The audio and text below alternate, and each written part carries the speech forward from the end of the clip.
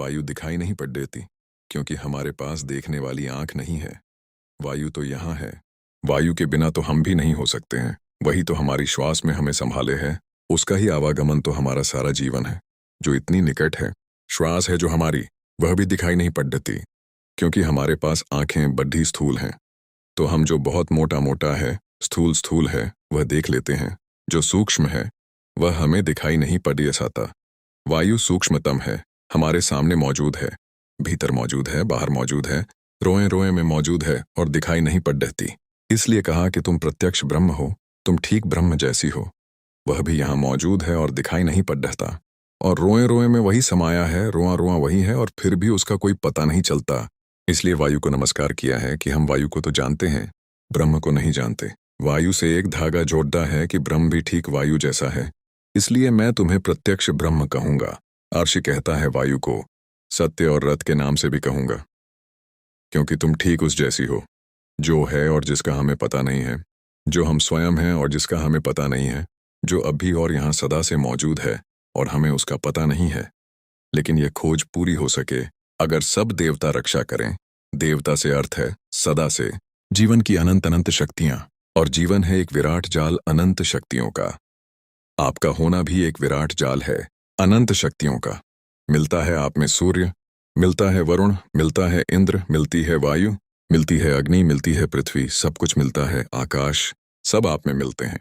अगर एक व्यक्ति को हम पूरा का पूरा जान लें तो हमने बीज रूप में समस्त अस्तित्व को जान लिया। सब कुछ उसमें है, सबका दान उसमें है, सब मिलकर ही उसका अस्तित्व है।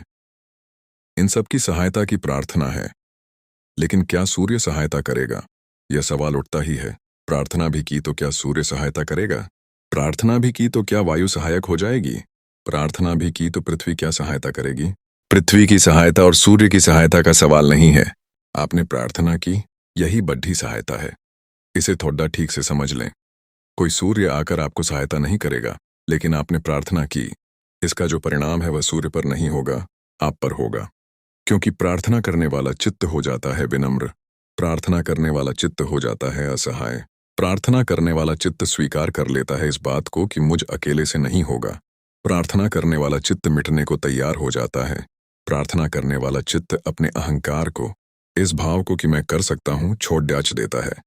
इसके परिणाम होते हैं, प्रार्थना का सारा परिणाम आप पर होता है। प्रार्थना से सूर्य नहीं बदलता, आप बदलते हैं। प्रार्थना से जगत नहीं बदलता, आप बदलते हैं।